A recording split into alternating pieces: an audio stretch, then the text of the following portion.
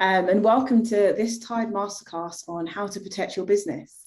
I'm thrilled to be joined here by James Moore, the founder and CEO of Culture AI. Hi, James. How are you today? Yeah, good. Thank you. Good. Not bad at all. Perfect. Thank you so much for being here. I'll certainly introduce James in more detail a bit later on. But before we start, just a quick tour of Zoom. So depending on how you're watching us, there is a toolbar at the top or the bottom, which you'll see a chat room and a QA room. So we'll be doing a Q&A session at the end.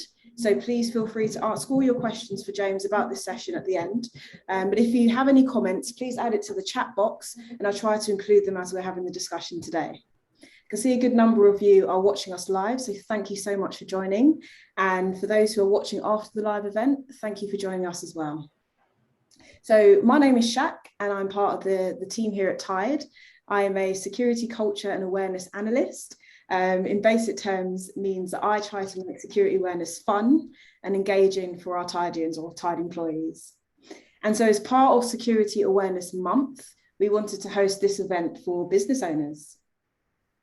For those of you who are new to Tide and what we do, we are the fastest growing online business current account provider in the UK, and we're used by over 350,000 businesses. So our aim is to provide our members with a service that saves them both time and money when it comes to their business banking, so you can focus on growing your business. The sign-up process for Tide is very quick. It takes about 5 to 10 minutes. And you'll then receive your sort code, your account number, and your card will come a few days later. So we'll share a few links at the end in the chat box and some material after the event so you can learn a little bit more about Tide. So without further ado, I will share a little bit more about James and then we can delve straight into the event. So James has worked as a professional hacker, also known as a penetration tester, for over a decade, providing cybersecurity testing and advice for government, FTSE 100, blue chip and small business clients all over the globe. His background in offensive security has seen him break into a wide range of systems, networks, websites, mobile devices, even buildings, making him well placed to provide cybersecurity advice that makes a genuine difference.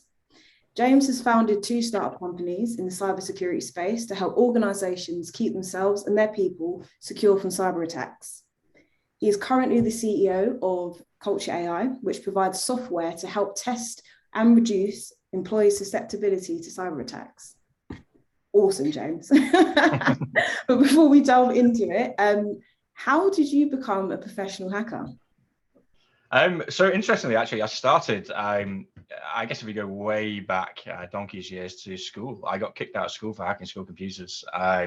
Yeah, if we get any kids watching this, I know we're going to post this on YouTube afterwards, I think. So if we get any kids watching it, don't go and hack your school computers. It's not the best way to get started out. But that's where I started. I was really fortunate the school let me back in, actually. I had to help repair the damage that I'd done, which was by accident. I didn't do anything maliciously. And that's all I wanted to do since then. So I went to uni, I did security at uni. I came out, was really lucky. I got a job as a penetration tester straight out of uni. So super fortunate with that.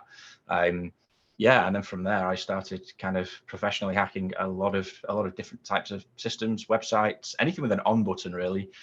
Clients would come and they would say, look, we've got this network, or we've launched this new application, or maybe we're a small business and actually we just want to know our security posture. Can you break into us?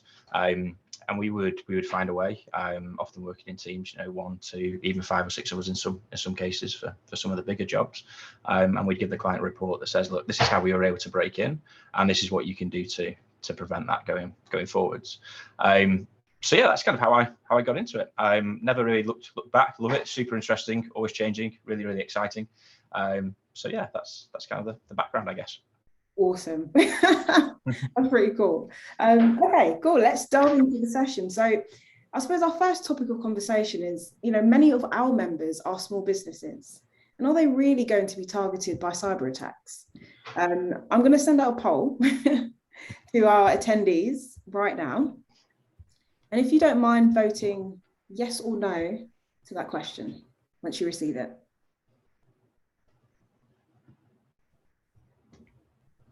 Really interesting to see the results here. I'm disappointed that panelists aren't allowed to vote. That's really disappointing. I want to cast my vote. I know. So yes, do you feel your business is likely to be affected by cyber attacks? Cool, those votes are coming in now. Currently 83% saying yes, 17% saying no. Interesting. That's probably about right. So as background, last year, I mean, you've got to take this stat with a little bit of a pinch of salt for a few reasons, which I'll come to in a second, but 61% of SMEs said they were affected by cyber attacks last year, as in actually affected. I would be cautious around that figure because it's probably significantly higher. If we look at large organizations as an example that have a lot of money and a lot of resources invested in cyber, even those organizations don't necessarily know when they've been breached until months and months afterwards. There's plenty of high profile hacks that you guys will have all seen in the news. Even BBC covers these days. A lot of those attacks, they probably happened 6, 12, 18 months before they were actually, even found by the organization. So when we're looking at small businesses that typically have even less resources to throw into cybersecurity, the chances of that figure being a lot higher is actually very, very likely indeed. It's probably closer to 80, maybe even 90% of organizations. So yeah, super interesting stat. And Shaq, I think your original question was, are small businesses likely to be targeted by cyber attacks? Yeah. Targeted is a really interesting phrase, right? So that's the key phrase. And the answer to that is actually probably not. But if we flip that phrase to, are they likely to be affected by cyber attacks? The answer is very, very likely. So when I've been involved in loads of kind of incident response cases, loads of organizations that unfortunately have been hacked, they've been compromised, and the impact is huge. Whether they're a small business or a big business, the impacts are massive.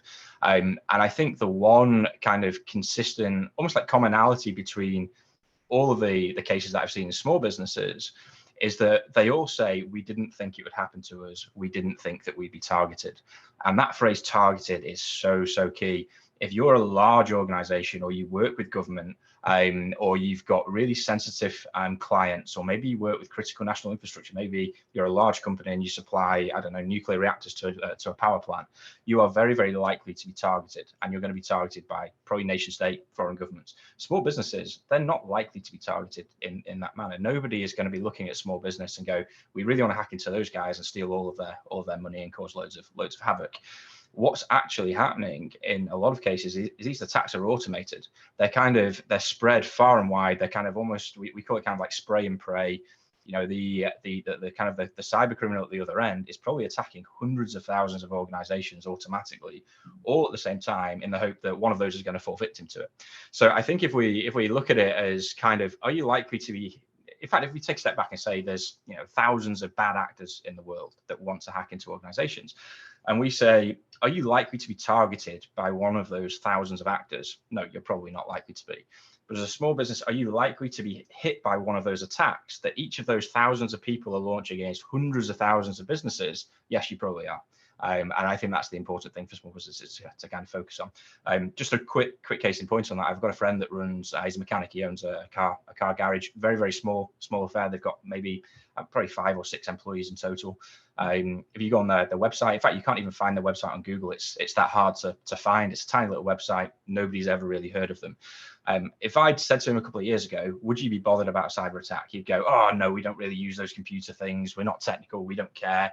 And I suspect a lot of small businesses would be the same, right? If you've got, maybe you've got a hair salon, or maybe you're, I don't know, you're a plumber or a builder, you probably don't overly rely on IT the same way a massive IT company would. And they were similar. They said the same thing, and they actually got hit by ransomware, which we'll touch on in a second. And most of their revenue came from MOTs. And they couldn't do MOTs anymore. So it caused the garage to just grind to a standstill. And after 2 weeks, they nearly ran out of cash. They came very, very close to bankruptcy because they were living kind of month to month, and they were trying to cover salaries month to month. And it just impacted them so badly because they couldn't run MOTs. They couldn't book new clients, and they couldn't access existing bookings. So yeah, the chance of them being targeted was minimal, but they still got hit by one of these automated attacks. And that really is the key. And the impact can be massive. It's horrible whenever you see a small business get attacked. It's a lot worse than watching a large one that can recover and they've got the finances and the support to recover. Small businesses can't always recover, and it's hard to watch that. So for us, like we're very kind of invested in how do we help protect the small organizations as well as the big ones, even though the level of attacks might be slightly different. Goodness, thank you so much for sharing. It really brings us on nicely to our kind of next topic.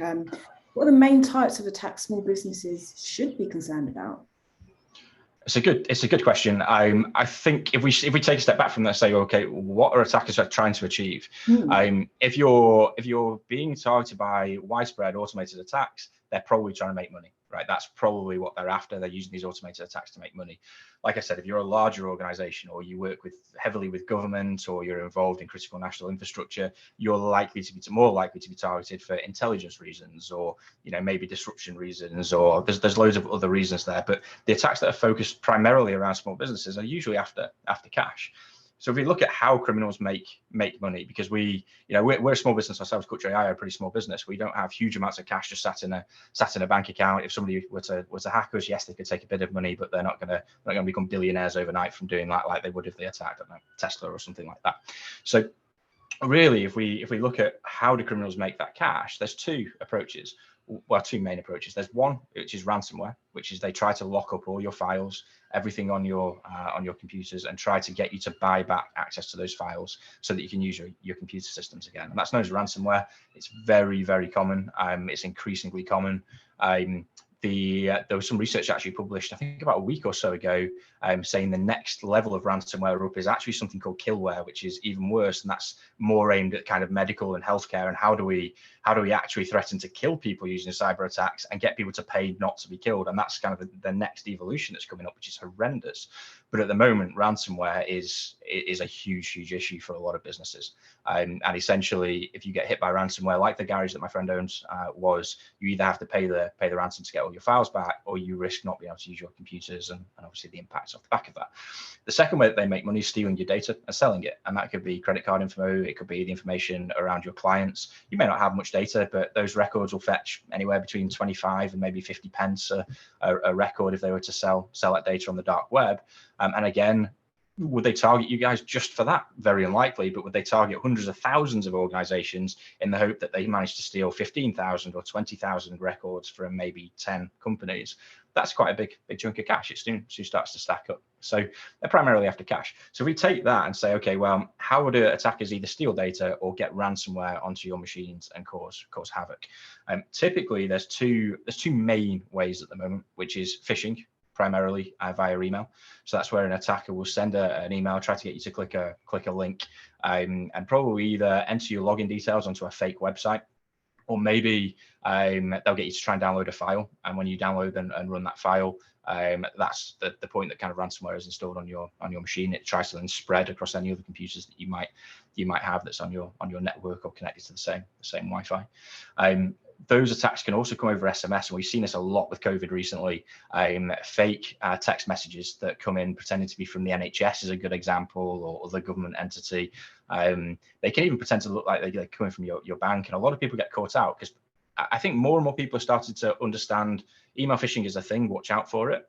And a lot of companies are still very, very vulnerable to that stuff. And it's one of kind of will come to kind of key things that people should do to protect small businesses. And email phishing is a big part of that. But I think the SMS phishing, a lot of people are vulnerable to that as well. And people don't realize as much that those attacks happen over SMS. There was actually just where I live, I'm based in Manchester, and just outside my window, there's a hotel. And a few months ago, the police stormed that hotel and actually arrested a guy that was sat in one of those hotel rooms. And he had, I think, about 20 different SIM cards all laid out on a desk in like a big computer, just sending out these text messages to people. It's really interesting. It was one of the biggest crimes I think we've seen in Manchester recently. Actually, it was huge, certainly one of the more high-tech ones. So it's really, I guess, phishing is a big one. Would you say that kind of gone are the days are kind of you winning a windfall from your lottery or a lost aunt? Phishing has become a lot more sophisticated. Oh God, yeah. I think we still see the Nigerian scams coming in. The windfall. Some prince on the other side of the world wants to donate $1 billion to you for no reason other than they're very kind. We do still see that, but by and large, the attacks are getting a lot better. They're a lot more difficult to spot, and typically organizations and their employees have to rely on almost asking themselves the question, did they expect this? Is this an expected email? Has it come from a trusted source, somebody they've interacted with before? Would like I said, would they expect it as the main one? Because you can't necessarily count on, spelling mistakes. As an example, a lot of attackers don't make spelling mistakes these days. You can actually buy phishing campaigns that you can send as a criminal, and they're well put together. And all you have to do is go and pay $10. You get this phishing campaign. It can be sent to hundreds of thousands of people. That's not going to have spelling mistakes, and it's a really professional operation. So, yeah, gone are the days where it's really easy to spot this stuff. Yeah, super interesting. Other attacks. So primarily based around passwords, I guess is a really common one. People using weak passwords, or perhaps more importantly, people reusing passwords between accounts and websites. So this doesn't sound that important or exciting, but if you think of it as you sign up to website A, that could be your Apple account, it could be Tesco's, it could be Amazon, it could be anything, and you use a password. So let's just say password 1. That's a really bad password, but say you've used password 1, and then you log in or you sign up to another website and you use the same password. If either of those websites gets compromised, the first thing an attacker often does is they post that data up on the internet. So your password and your email address could end up either on the main internet or the dark web, either for sale or for public use. And what an attacker will do is they'll have tools and scripts that will automatically keep monitoring that data. And then when they see your email address and password, they'll try it on loads of different websites. And if you've used that password on other websites, an attacker now has access to lots of your accounts, not just one of your accounts. So password reuse is really, it's really common. It's a really common way that attackers gain access to things. The other one just off the back of that is kind of weak passwords. So people using passwords that are well known, like password 1 is a great example, or passwords that are really short. I think that's super important. I think Shaq, have you got a poll? I think what would be really interesting is if we give you guys 3 passwords and try to choose the most secure password, and we'll just see what people's kind of views on that are. So if you should have 3 options pop up. If you choose what you think the most secure password is there, that'd be super interesting.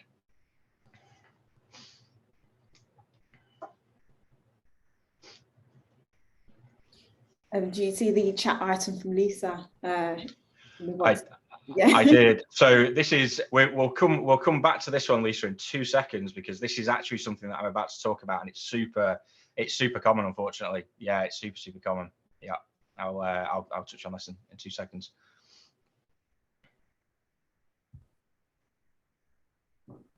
Ooh, wow, 100% so far going for the first password. Okay, so that's super interesting. It's actually wrong. And I'll tell you why it's wrong. And we said before, I was speaking to Shaq before this, and I said I suspect most people will go for that first password because everybody's taught uppercase, lowercase, symbols, really important, create a really complex password, no words in it, all that good stuff. Actually, the real answer is probably the second password is probably the most secure.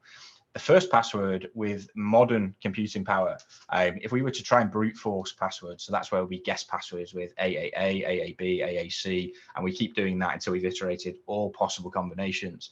That first password is 8 characters long.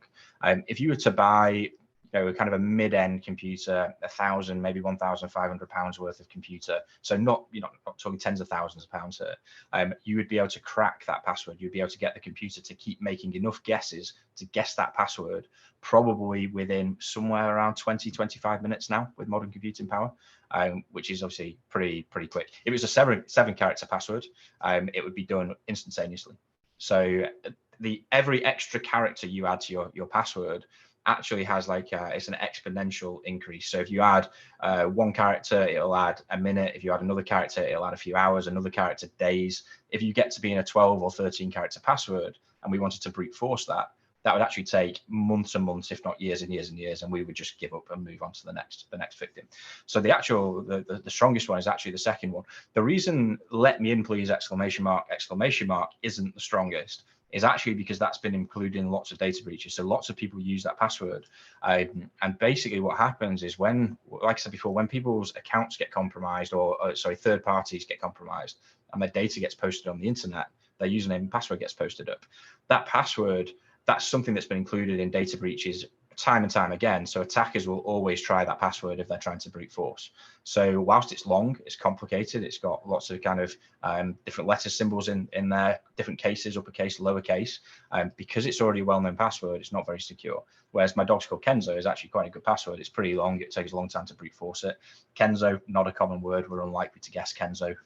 It's not something that has ever been seen on the internet before in terms of data breaches, so attackers won't be guessing it. So that is actually the most secure one. So the takeaway there is use long passwords. Length is always king on this stuff.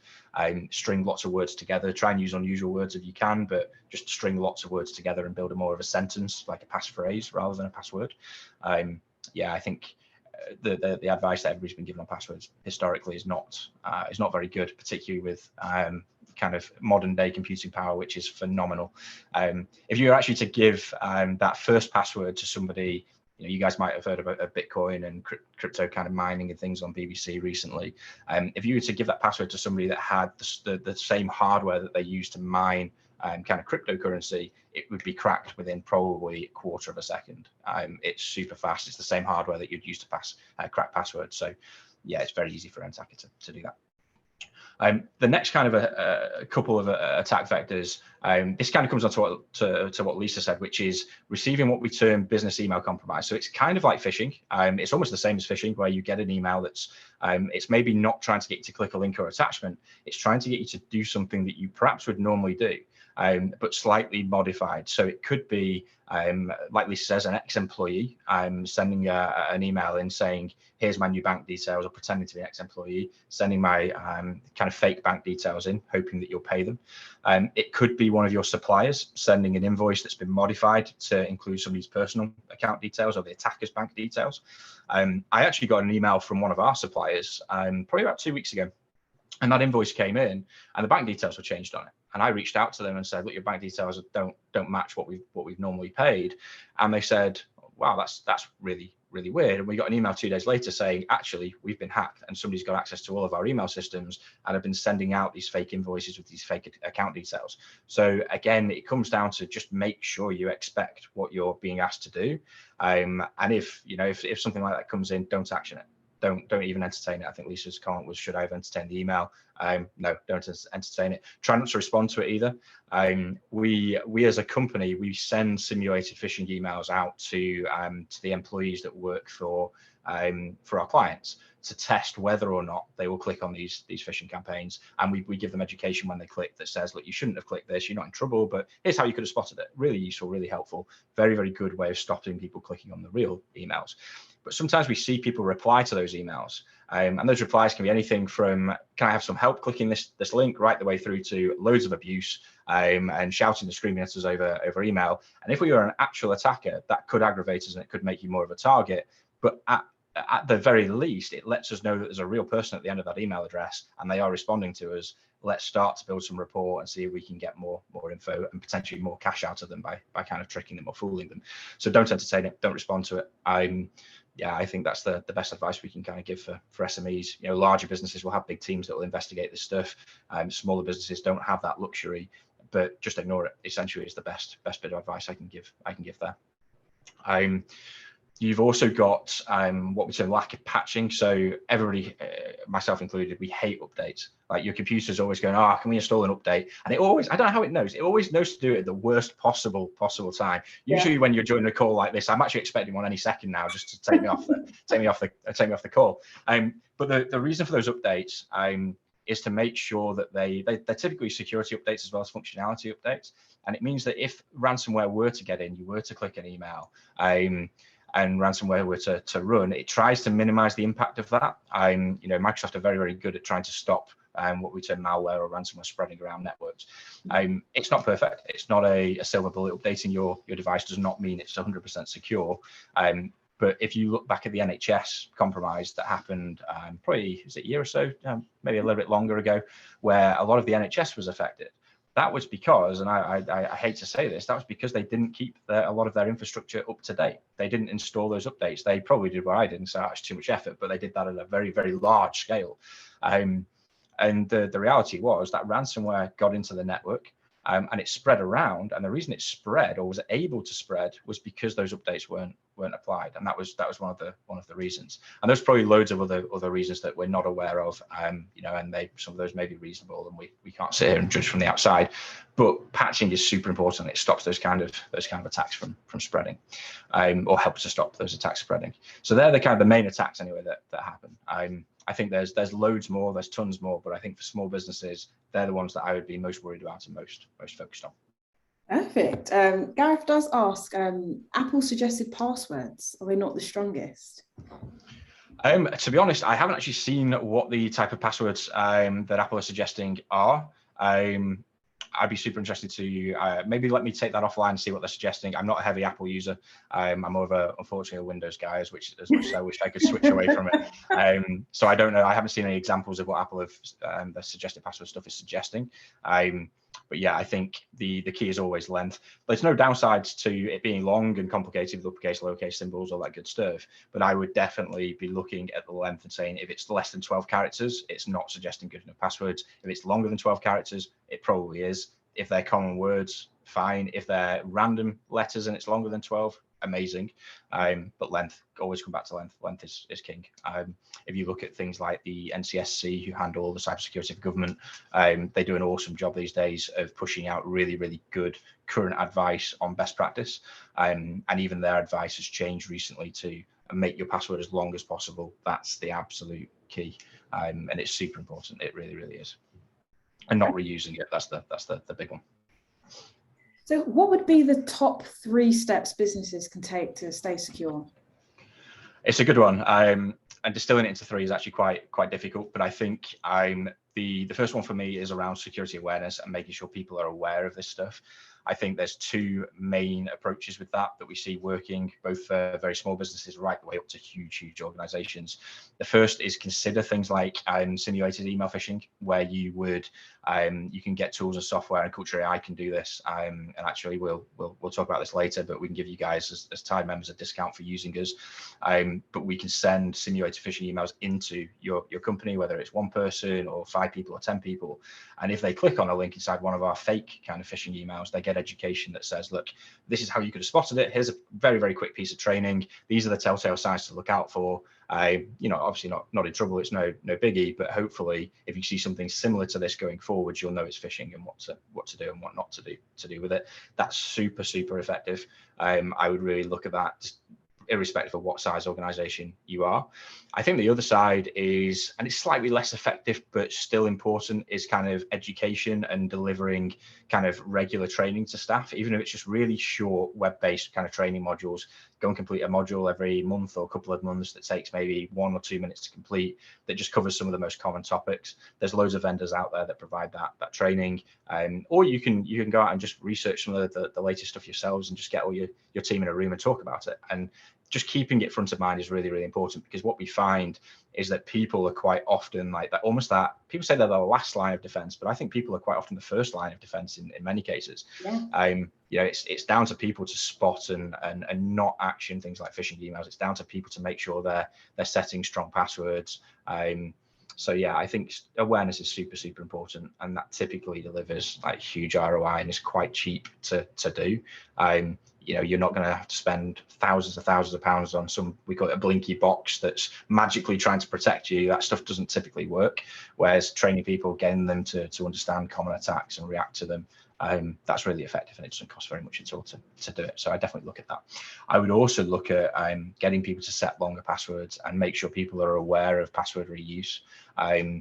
There's lots of different kind of ways that you can get people to understand this stuff as well. So for example, we actually have a completely free app that's used by people outside of work, just in their personal lives. We'll probably post a link actually at the end of the session to it. It's called CyberScore, and it will let you know if your password has been involved in a data breach. So you'll know if we've seen a hacker take your password from, I don't know, Amazon or Tesco or whatever account you signed up for and post it on the internet. You get a notification to your phone, so you know to change all your passwords. But you only need to change all your passwords if you've used that password all over the place. So I'd be super careful around that. I would just make sure you're not reusing passwords. Maybe look at things like we call it CyberScore. So maybe look at things like CyberScore, our app to monitor that.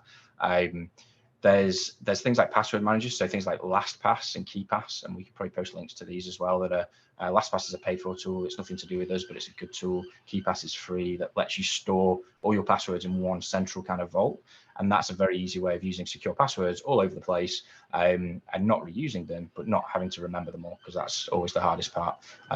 We always laugh. My dad actually bought my mum a book a couple of years ago. It's a password notepad, and it's designed to write your passwords in. Now, from a cybersecurity perspective, most of my colleagues would probably laugh at that, certainly in the wider kind of pen test industry, and say that's a terrible idea. If somebody steals that book, then they're going to have access to everything. But the reality is the chance of her house getting broken into and that book being stolen is a lot lower than her other option, which is she can't remember passwords, so she's going to use the same one everywhere and hope none of those websites get hacked.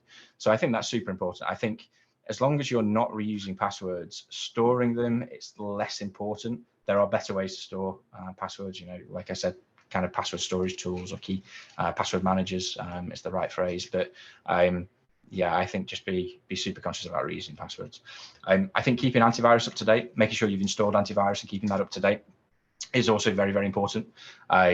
I think a lot of the attacks that we see targeting small businesses are not particularly complicated. Antivirus does a good job of stopping those attacks. So things like ransomware, common ransomware that's been sent to hundreds of thousands of kind of victims. Antivirus will do a pretty good job of stopping that in a lot of cases. I think it's really, really interesting when you see all these attacks on the news, and their first response, the company's first response is, this was a really sophisticated attack. We were targeted by, I don't know, foreign nation states and governments and military and intelligence agents from all over the world. It was really complex. It's usually a load of rubbish. It's normally something really common that actually probably keeping antivirus up to date would probably have sorted in the first place. There are plenty of attacks that antivirus won't stop. But yeah, I think antivirus is a good step. Just quickly on the password point as well, it's worth me noting, if you've got the option on the different accounts and things that you create to use multi-factor authentication, it's a bit of a pain. I actually saw my mum moaning about this again the other day. I went to visit her and she tried to log into her bank or something like that, and it sent a text message to her or something popped up on an app on her phone and said, are you trying to log in? And she's like, I hate this thing. It's such a pain. I've now got to press something on my phone. But it is an attacker's nightmare, because if we've stolen your username and your password for something and we try to log in, and the notification then comes to your phone and you say, no, that's not me, that kills our attack. That completely stops us in our tracks. And the first thing, there are other options that we've got to try and get around it. Eventually, there's lots of different attacks we could then go and try, and we could go and start again, go back to the drawing board. But actually, what we'd normally do is just go, we'll just move on to the next person, see if we can get to the next person and get into their account. So if you've got that option to use multi-factor authentication, sometimes called MFA or 2FA on different applications, please use it. Like it honestly, it's a nightmare for us as security pros, and for real attackers, it will just stop them dead in the tracks a lot of the time. So that's super important. Yeah, and I think that's probably it in terms of tips. We have actually put together kind of a cheat sheet that we're going to make available. So I don't know if we can link it in part of the session now, but we'll certainly try and either send it around afterwards, or we're going to post a copy of this kind of this session up on YouTube, and we'll put it into the description on YouTube, I think. That kind of covers those top tips. It's just kind of like a cheat sheet of do this. You can also get a good discount for being a Tide member with Kutcher.ai. So we can give you 25% off your first kind of year subscription with us, which is quite a big discount. One of the big ones we've done, which is cool. So if you are looking to run things like simulated email phishing or training as kind of a good first step to helping keep your employees safe or yourself safe, then do check it out. And yeah, hopefully that cheat sheet will be pretty useful. I think we'll probably jump into Q&A now. Now, Shaq, if people have questions, more than happy to answer pretty much anything you can fire at me. I've heard weird and wonderful questions across my career, so don't be afraid to fire them at us. I've got a few questions for you, encouraging all of the attendees to add any questions to the Q&A box, and we'll endeavour to answer them when we can. But can you please, first of all, bust this myth of Apple versus Microsoft? Which device or which operating system is more secure? Yeah. Yeah, so this comes up all the time, and I would like to point out that at work we have maybe 50% of us are real Microsoft fans, myself included, and then we have 50% that are Mac users, and we always have this raging debate around which one's better, which one's get better functionality, which one looks better. Unfortunately, that's usually Macs. But the one thing that we never really need to debate these days is whether or not Mac is more secure than Windows. But this has been raging on for a long time. And can Macs get viruses? Is something that we get asked all the time. The answer is yes, they can very much get viruses. I think it's almost a myth that Macs are more secure. They are really not more secure. They're exactly the same as PCs. The way we can attack them, the way we can exploit them and manipulate them as attackers, they are the same. I think the reason that this myth has come around has been, until the past few years or so, Windows machines have been typically more heavily used in enterprise and company and business environments. So they've been more lucrative targets for attackers. So if you're a hacker or a cyber criminal and you're trying to make as much money as possible, you're probably going to write attacks and exploits and things that target those Microsoft machines or Windows machines more than you're going to write stuff for Mac, because you're likely to get more money because the target base is wider. But that's changing, where Macs are becoming more and more kind of common, particularly in kind of business use, and we're starting to see attacks that affect both of them almost equally. So yeah, please don't be fooled into thinking because you've got a Mac you don't have to do anything to stay secure. It's just not the case anymore. Yeah, I would be as equally concerned around both, to be honest. Gareth mentions Chrome. I'm not sure if this is meant for Chromebooks. Is there any difference? Yeah. So it's the same. So yeah. The behind the scenes, the underlying kind of operating systems for all of these are very, very similar. Right down to what we call kernel, which we won't go into on this call. It's very, very technical and actually quite boring. I can't make it exciting, but the kernel is like the very core of the operating systems that are used. So it's the very core of Windows. It's the very core of kind of Mac OS. Everything's got what we call this kernel, and they all operate reasonably similarly. Attacking computers is attacking computers. You know, that's the way we look at it, and that's the way cyber criminals look at it. So it doesn't matter what operating system you've got. There's always going to be ways that attackers can exploit those operating systems. Might be slightly different, but there's always ways. Oh, there is always a debate online as well about ransomware, to pay or not to pay. Do you have an opinion on this, James? Oh, this is really, really difficult. That's such a hard question. So my honest opinion is it shouldn't be paid. But I think it's very, very difficult. And I've seen lots of organizations that have paid ransoms, and it's been successful. They've decrypted everything, got their data back. I've seen lots of organizations that have paid ransoms, got their data back, and the attacker's gone, these guys will pay, so let's hit them again and again and again and just keep rinsing them for money. And then I've seen organizations that have refused to pay, and it's cost them right the way up to hundreds of millions in some cases, because they've really struggled to get back online. They've been big companies. So it depends. My honest view is don't pay it. But you have to kind of take that with the try not to get ransomware in the first place by applying everything that we've discussed. You know, I think if you take you do the fundamental steps to keep your staff secure, to use good passwords, to keep antivirus up to date, keep your desktop devices up to date, your things like Windows and Mac updated, browsers updated, you're less likely to be hit by ransomware in the first place. So that's the important bit. But yeah, we certainly can't have a professional opinion on whether or not to pay the ransom, but my personal opinion would be not to pay it, because typically if you did, you're flagging yourself as a potential repeat victim to the attackers. You're also probably funding at least organized crime, if not in some cases terrorism and lots of other horrible stuff. But then there's been major cases, you know, things like the oil pipeline recently. I believe they ended up paying some of the ransom. So there's no one size fits all approach. But yeah, in my view, I don't think we would pay it. It'd be very, very unlikely that we would. Cool. Caesar in the Q&A box asks, how can we differentiate between a hacker and a bank institution when they contact us? This is a really, really good one. So I think for me, I would be looking at certainly the sender email address is the start. So what email address did that comms come from? Did it come from the legitimate, what we call it, domain, the legitimate address of that bank? You should also be looking out for information in there that is personal to you, that only the bank would know. A lot of banks will put things in their emails that only they would know about you, or maybe the last 4 digits of your account, and different banks do different things. Shaq, I don't know if you have a view on what's in the Tide emails to hand, but different banks do different things to make sure you understand that they have the right details. I'd also ask the question, were you expecting it? Is it reasonable? Is it normal? If it's asking you to do something, that's when I would immediately start paying more attention.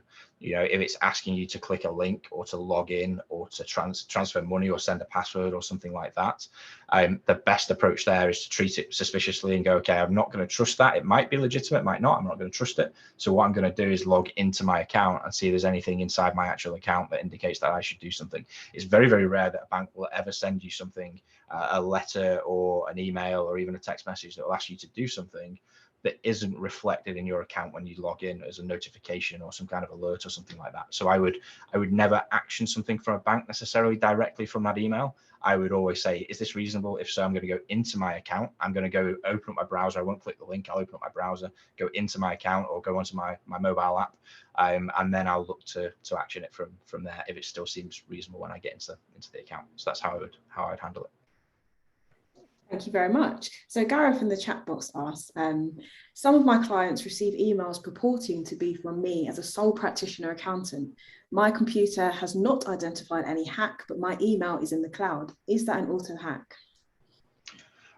So it could be that you've been compromised. If you've seen copies of that email, that would be super interesting to see. I would first be checking, is it in sent items or deleted items? Has it actually come from your account? That'd be super interesting. There are ways that attackers can send emails that would look like it's come from you without you having been compromised. So I don't know if you're using kind of Gmail or Outlook or Hotmail or something like that, but I would certainly try and look in there to see if that email was actually sent from your account. Just as kind of a precautionary measure, I would be changing my password on that account. I'm making sure you install multi-factor auth. I would definitely be doing that stuff.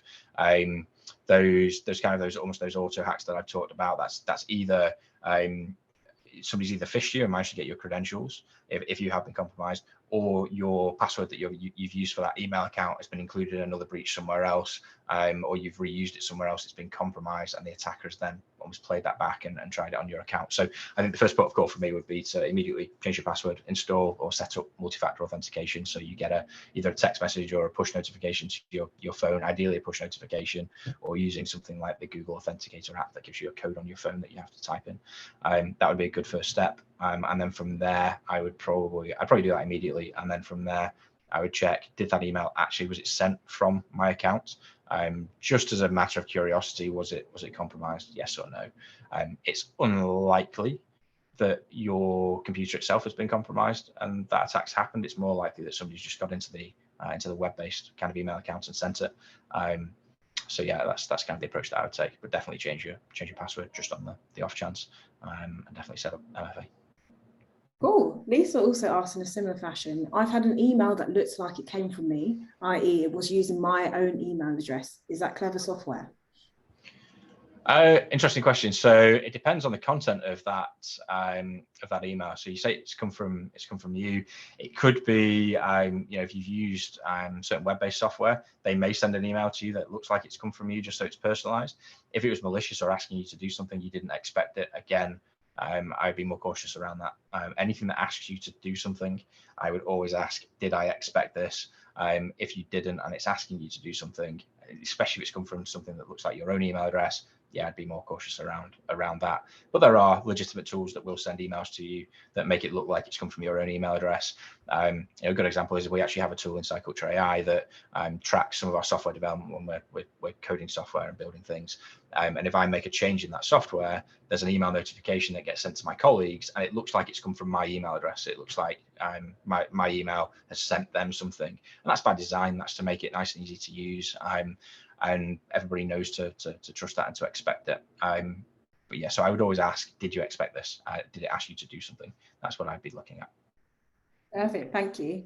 Vic asked, is it a good idea when your antivirus asks you to back your data up into the clouds? What if you got hacked or hacked to or failed? It's a good question. I personally, I typically avoid backing up to the cloud, but that's because I've got other options to back up to. You know, a lot of kind of us nerds have our own servers and things that we can back data up to. We can store data offline and all kinds of stuff that normal everyday folk that don't spend all their time glued to a screen with their face stuck to the screen like I do, unfortunately, don't necessarily have those options. So backing up to the cloud is quite a good option. What I would say though, there is a risk. You know, that provider could be compromised. Your data that you backed up could end up getting compromised. Most big providers, so guys like Apple, for example, go to great lengths to protect that data and make sure it's encrypted. So when it's uploaded and you've backed it up to their cloud, it's encrypted so that even they can't access it, is the idea. Only you would be able to access it. So if an attacker got that data, it wouldn't be of any use to them. And a lot of the big backup companies operate like that. So I would typically err on that side. I think that it's fairly safe to do that, but I am always cautious about it as well. It's difficult. It's kind of up to you what your risk appetite is and what the contents of that data is. You know, if it's just a couple of family photos that you don't care if they were to end up in the public domain, by all means back up. If it's anything a little bit more kind of personal, private, I'd be a little bit more cautious around it, and maybe choose not to back that stuff up in the cloud, and maybe just choose the less sensitive stuff. Perhaps it's a difficult one, and the answer is you'll never know before a big company gets compromised, but it does happen a lot. Just on that point, you might have heard a lot around kind of celebrities having their personal photos that they backed up online being compromised. Now, that's not necessarily because Apple themselves, as an example, have been hacked into. That's normally the celebrity has lost their username and password, or it's been captured as part of a phishing campaign, or they've used a weak password, or they've reused the password somewhere and somewhere else has been compromised, and then somebody's tried that password. So all the stuff we've already talked about, that's what usually causes those kind of attacks, rather than Apple themselves getting compromised. Perfect. A couple more questions. Maybe a myth, actually. So phone passcodes versus biometric security. Is there a best way to kind of secure your device? Oh, this is super interesting. So a few years ago when I was at uni, just as a bit of a side story, we actually, this sounds a bit dodgy, but we actually used to melt down, we used to have biometric locks that we used to try and bypass. And these were quite early devices. Some of the biometrics these days, which I'll come on to in a second, are really quite advanced. But back in the early days of biometrics, we used to get teaspoons, and this sounds really dodgy, but we used to melt down gummy bears, you know, the little sweets, and onto the teaspoon, and we used to then impression our fingerprints onto those gummy bears, and we used to like apply different pressure, form like a mold, and apply different pressure on the biometric fingerprint readers to kind of basically keep expanding and contracting and changing the shape, and eventually they'd get confused and some of them would open. Some of the cheaper models would actually open. Some of the more expensive models, you'd never get around that. And nowadays they check for things like, we call it signs of life. So, you know, if you're scanning your eye or your fingerprint, they check to make sure it's a real finger, a real eye. If you see in the film somebody's chopped somebody's hand off and they use it on a fingerprint reader, the first thing the fingerprint reader goes is, well, where's its pulse? Like, this is a bit weird. We're not going to let that in. So don't believe what you see in films. But going back to the original point, I think nowadays the biometrics are really, really good. Apple released some stats, and there's been a lot of independent research on the stats that shows that the chance of things like Face ID, for example, somebody getting in, is very, very, very slim. It has been known to happen. Even in cases where the face hasn't been similar, it's been known to happen, but it's very, very, very rare. And I think I would always balance that with what is more likely: one of those one-off random freak events where your phone somehow thinks that somebody else's face is the same as your face, or your attacker's face is the same as your face, or you setting a weak password, because we're all human and we not like to remember things, particularly on phones where you just want a quick pin to get in. So I would always err on the side of using things like Face ID. It's much more convenient. Fingerprint is pretty good. There's been lots of research on this stuff. So more modern devices are very, very good at it. They're very, very secure. But again, it's not infallible. But then neither is a PIN code. You know, there's been plenty of cases where you know, we've even seen police trying to get into people's phones, and things like the FBI do this a lot. They try to get into people's phones. People say, you're not having my password, and they typically use, it's often there's a really well-known Israeli company that can just brute force passwords and get into phones. So there's problems with all of the approaches, but I think on balance, I wouldn't be too concerned around using biometrics. I think we always look at this from like the human perspective, which is we've got to have easy lives as humans. We all have difficult lives. We don't want security making it more difficult. I think biometrics is a good thing. Yeah. Cool, perfect. So and you can't use the gummy bear trick on your phone. It doesn't work. So yeah. Can you tell us what is the best antivirus available? So probably a bit of a trick question. There isn't the best antivirus. There's no silver bullet. I would say treat all antivirus really as equal. There's a big difference when you get to kind of enterprise kind of size, and you've maybe got thousands of employees or tens of thousands. You'd want to put loads and loads of effort into selecting the right antivirus vendor. But there's loads of different things that come into that decision, like how easy it is to manage and all that good stuff. The reality is, certainly for smaller businesses and even businesses like Culture AI, we're still fairly small ourselves. Like the key is let's get antivirus installed, rolled out, and keep it up to date. The best antivirus is the antivirus that's up to date. Antivirus operates typically on signatures, which are we call them either signatures or definitions, which is basically your antivirus company will continuously be looking out for new viruses, and they'll create like little fingerprints of that virus, and they'll when you apply an update to the AV, it brings down all those latest signatures, so the AV then knows what to look out for. The same way kind of actual vaccines work in the real world. You've seen all this with Corona. The vaccines know what to look out for that says this is Corona, and they latch onto that. That's the way antivirus works on a computer. They have to almost be told this is the type of thing that is known to be malicious, and those just keeping it up to date, make sure that it always knows what to look out for. It's not infallible. AV is not a silver bullet. Please don't install AV and think I'm completely secure, because it just doesn't work like that. AV is very, very good at spotting really, really widespread attacks that have been around for days or weeks. If you get hit by a widespread attack that's only just been launched 10 minutes ago, AV probably won't spot it. Even the more advanced kind of AI-based stuff will struggle to spot some of that stuff. So yeah, go back to the original question. Any AV is usually pretty good. Go with a big vendor just to be on the safe side, but keep your AV up to date. That is the best thing that you can do. Cool, thank you. I can see a comment from Gareth there. So my accountancy software is in the cloud, so I always thought that it would be more secure for my clients' data, e.g. QuickBooks. Yep. So I mean, we can't. First thing to say is I can't comment professionally on QuickBooks. We've never tested them, and even if we had, we couldn't pass kind of public comp like just on QuickBooks. But what I would say is that a lot of the big kind of cloud-based companies, certainly the cloud-based accounting companies and finance companies, and even companies like Tide, which are technically kind of cloud-based, they apply a lot of time and effort in making sure they're secure. These companies invest a huge amount, in some cases millions and millions of pounds a year, making sure they're secure. And what I would say is the alternative is probably for you to have that data on your own computer, your own machine, or for your clients to store that data on their machines. And what I would say is, who do you think, and I don't mean this in a horrible way, but who do you think is going to do a better job of keeping that data secure? Yourself on that machine, or that company that's investing millions and millions of pounds on protecting that data? And it's usually the company that's investing millions and millions of pounds. That's not always the case. I'd like to point out there have been many big companies that have invested a lot of money and got things very, very wrong. But by and large, I would say that cloud-based accounting is probably pretty secure. And the real attack path into that is, again, you using a weak username and password and no multi-factor authentication. If you were to say to me, how would I break into your accountancy software so that we can access your data and your client's data? The first thing I would do is I would try and phish you. I would send an email that tries to look like it's QuickBooks. I would try to get you to click a link to a fake login page and give me your login details.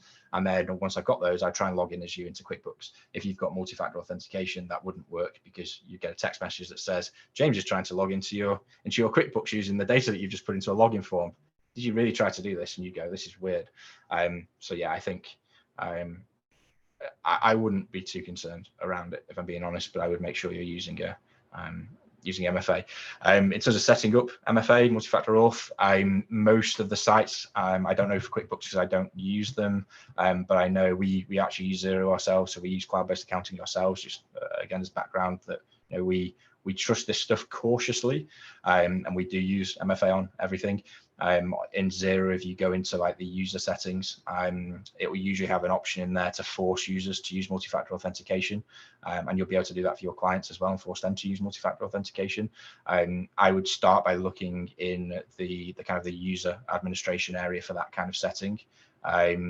And most of the sites will have guides on how to do it. I'd be surprised if QuickBooks don't have a guide on how to set up multi-factor auth. Yeah, apologies, I can't be more use there. It just varies so much from site to site how they get you to do it. But I would definitely look at that. Perfect. So Val is sharing a few links in the chat box. So a bit of information on Culture AI. We'll also follow up with, as James mentioned, the discount code if you wanted to sign up for Culture AI as you join the session today, and a bit more information about how you can keep in touch with Tide events and whatnot. If you have any more questions, we've got a few more minutes left, so feel free to populate the box. So for yourself, James, can we do just a very brief kind of takeaway tips summary, if you will? Yeah, I think so. So look at security awareness. Remember that the biggest problem, but also the biggest solution to cybersecurity is actually like the human factor. We call it. It's the things that people do. Definitely consider phishing employees. Reach out to us if you want help doing that. There are ways to do it yourself, but it's cheap enough to get somebody like ourselves to do that. It's very, very effective. Consider wider security awareness training, so giving people training modules on awareness, or just having conversations about it. If you can't afford that software or that training, have conversations about security on a regular basis, just so it's at the forefront of people's minds. I would make sure you go away, set long passwords for things. Again, length really is king, and turn on multi-factor authentication for as many accounts as you can. And then use different passwords for every account. I think that's all super important. Install antivirus. Install it on all your devices, particularly your machines at work, and keep it up to date. Every time it pops up and says, do you want to keep this up to date? And this applies to pretty much every type of update that you get. Don't do what I do. Even I do it sometimes, but don't do it where you go, okay, I'm gonna defer that to later, I'll come back to it. It's a pain. If you're in the middle of a meeting, apply common sense. Don't do it. Don't do it in the middle of a call like this. I think Shaq would be very annoyed if I just say I'm going for 2 minutes to update my PC. But do it as quick as soon as you can, because normally those updates are done for security reasons.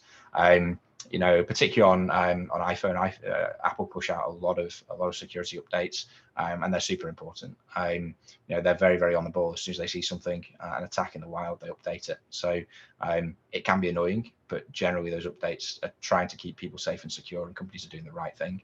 And it's the same for antivirus. Yeah.